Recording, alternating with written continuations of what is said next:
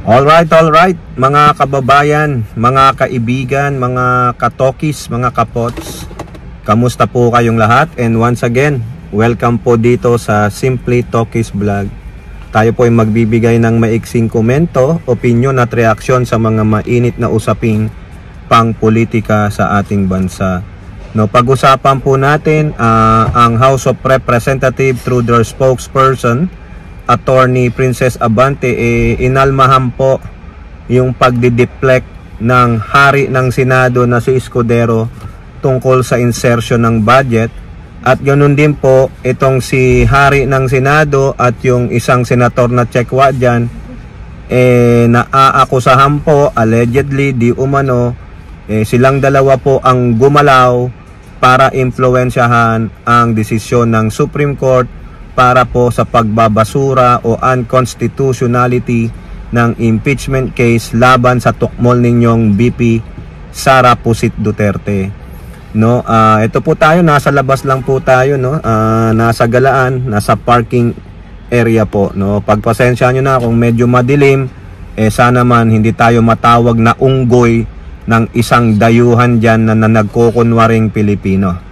Okay, so ito po mga kababayan, meron po tayong napanood na video during the press conference yata yan ni Attorney Princess pasensya po, Attorney Princess Abante, na siyang spokesperson for House of Representatives, na inaalmahan po nila yung pagsasabi ni hari ng kilay na si Chis Escudero na, o bakit hindi nyo tignan yung sa insertion ng HOR?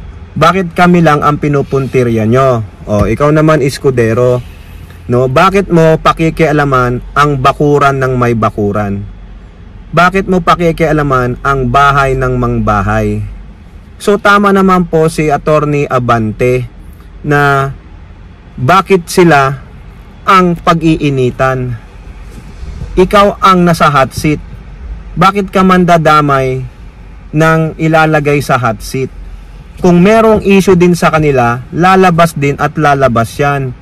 For the meantime, ikaw ang nakakitaan ng grabe bilyon, kasi po mainit po ngayon ang usapin sa baha, at ikaw ang nakakitaan na may insertion sa budget ng flood control na wala namang nakita ang sambayan ng Pilipino. Kaya wag kang mandadamay, no? Hindi mo nga masagot ng maayos. Kaya tama lang na almahan kayo ng HOR through Attorney Abante, di ba? Hindi mo madepensahan eh. Buti sana, tulad ng sinasabi ko mga kababayan, nung una pa lang pumutok yan, dumepensa ka ng tama, naglabas ka ng ebidensya. O ito po, no? Binalita ng mga karamihang stream media yung breakdown ng 142 billion insertion mo sa flood control. Pangalawa ka sa pinakamalaking kinuha, 9.1 billion pesos nung 2025 budget yan. No, nalusutan ninyo ang Pangulo di ba? O ngayon, nasaan yung proyekto na yon sa bayan mo? Di sana dinipensa mo. Di ba? Nasaan sa mga bayan mo, kung meron man, nasaan yung flood control na sinasabi mo? O sinimulan na ba? Meron na bang study? Gumagawa pa lang kayo ng feasibility study? Paano ka nakapag-propose ng flood control kung walang feasibility study? Di ba? Bago ka mag-propose ng proyekto, alamin mo muna, kaya nga feasible ba? Nararapat ba sa lugar na yan? Talaga bang dapat malagyan na yan ng flood control? O di ba kahina-hinala? Ganun po sana Mr. Escudero no? Sana ito po yung sinabi diyan sa balita, limang lugar sa bayan ko. Lahat sila meron na po, naghuhukay na, nagsimula na ang proyekto. Wala po Di ba kaduda-duda yung sagot mo Bakit kami ang pinupuntirya? Bakit hindi nyo tignan ang HOR? Sila nga ang tagagawa ng budget. Sila ang unang sumasalang sa budget. Ganon. Ganun ang panlalaban mo, ganun ang depensa mo. Abay, matalino ka naman pala. 'Di ba? Kumbaga, inuuto mo ang taong bayan. Nagtuturo ka kung sino dapat ang sisihin. So, ibig sabihin, wala kang kasalanan sa budget insertion. Sabi nga, 'di ba, 2 beses ka pumunta sa opisina ni Speaker Martin. Hindi ka nga naka-formal business attire. Hindi ka naka-formal business work.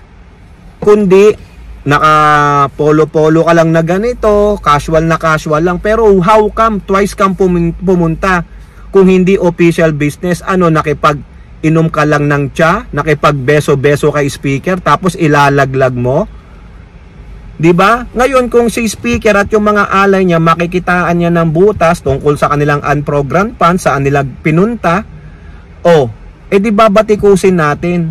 So far, ikaw ang nabubutata, hindi rin makapagdepensa yung mga binigyan mo ng pera, lalong-lalo na si Joel Villanueva. Kaya dapat lang na umalma talaga ang HOR. Huwag mo kaming idawit sa kabalbalan mo. Yun kay, 'di ba? Ang tapang mo, ang galing-galing mong sumagot, pero yung pala, all of this are deflection. All of this is a product of your imaginative mind to deceive the people. 'Di ba? Lalong-lalo na niloko-loko nyo lang kami sa forthwith. Kung ano-anong pinagsasabi mo, nilaro mo ang media, nilaro mo ang kaisipan ng tao. Hindi nyo masugot ng tuwiran, mga abogado pa man din kayo. O pagdating sa insertion, bigla kang magdi-deflect, and then you are trying to deceive us na hindi, maliit lang naman yan eh. Maliit lang yung 142 billion. Minamaliit mo yung 142 billion. So mga kababayan, ang usapan pala sa mga to, walang kwenta ang 100. Walang kwenta ang 1,000,000. Walang kwenta ang halaga na dapat 12 digit. Dapat 12 digit numbers yan. Billion yan Okay na kami dyan, kontento na kami kasi maliit lang naman, 2% lang nung budget na 6.3 trillion. Ganon? 'Di ba? Ganon sila kagago. Ganon nila niloloko ang taong bayan. Magsasalita ng sobrang tamis, sobrang paikot-ikot, pero hindi masagot yung akusasyon sa kanila. Ibalik ninyo yung 142 billion, kasuhan kayo. Ina. COA, anong ginagawa nyo? Nakapag-produce ba ng tamang report yan? Kayo ba, COA? In-inspect nyo kung totoong meron silang flood control? Oy, DPWH, alam nyo yan kasi kayo ang gumagawa ng infrastruktura na yan. Sino yung mga kontraktor? O diba, baka sila rin ang kontraktor? Pinapangalan lang sa mga kunwari, bogus na Mary Grace Piatos. Pero ang totoo, sila rin yun. Diba? Diba ano pang tawag nyo doon? Fraudulent. Mga manloloko, mga mandarambong. Dapat talaga imbestigahan yan si Chis Escudero, si Joel Villanueva, at yung mga bayan na pinagbigyan nila ng 142, pinaghati-hatian nila sa Batangas, sa Quezon, sa Davao. Marami po mga kababayan Kaya dapat managot ang dapat managot. Tama na, sobra na kayo If we may borrow those words from Juan Ponce Enrile, enough is enough, no? Mga mambabatas na mga mandarambong, dapat talaga sa inyo bitayin.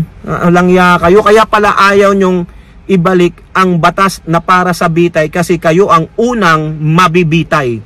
O tulad na lang nangyaring ganito mga kababayan, si Escudero at Bongo, di umano din itong mga senador na ito na wala nang ang kwenta, walang kredibilidad, walang prinsipyo, walang integridad na ang Senado dahil sa kabalbalan ng mga senador na ito.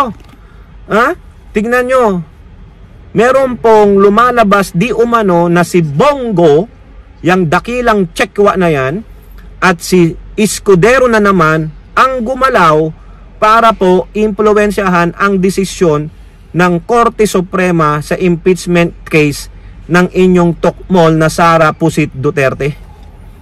Gumalaw daw po di umano, ayon sa isang verified journalist na si Mr. Montalban, Alvin Montalban ba pangalan nun? sa kanyang Facebook post, no? Base na daw po yan sa Europa na itong si Bongo ang gumalaw, umayos, galing ang pondo kay Escudero. 3 bilyon daw po di umano ayon kay Mr. Montalban, na kung saan may nag-leak po galing sa insider sa Supreme Court na ayos na ang buto-buto. 12 mga hurado ng Supreme Court kasama ang Chief Justice na mga itinalaga ni Digong, yung 12 na yan ay boboto ng unconstitutionality at magiging ponente ang magsusulat ng desisyon na 97 page ay si associate yung pinaka-senior Associate Justice na si Marvic Leonen. Remember, isa lang ang nag-dissent, si Kagiwa. Isa yung hindi nakaboto kasi out of town, si Justice Singh. Biruin nyo, yung mismo pang appointee ni Bongbong Marcos, bumoto for acquittal. Diba? So, ibig sabihin, bago pa nailabas yung desisyon, meron nang nag-leak. Ibig sabihin, di umano, parang legit yung akusasyon na itong mga hurado na ito ay nakausap ni Bongo at ni Escudero at nagkaayos-ayos na. Ayos na ang buto-buto. Masyado nang ma-playboard. Diba? Ganon po tayo ginago. Legislatura mo, hindi mo mapagkakatiwalaan, mga korap. Pati ba naman judiciary? Akala ko ba ang judiciary nakapiring ang dalawang mata? Yung pala, may butas yung piring. Magkano ba sa akin dyan? Ganon. Anong mapapala ko dyan? Ako ang magsusulat ng desisyon. Ako ang mababatikos, inday. Ayan. Magkano ang sa akin? Dapat hindi makakalabas ito. Dapat iligay nyo dito sa offshore account ko. Ganon. Pag nahuli ako, dawit kayo. Di ba Bongo?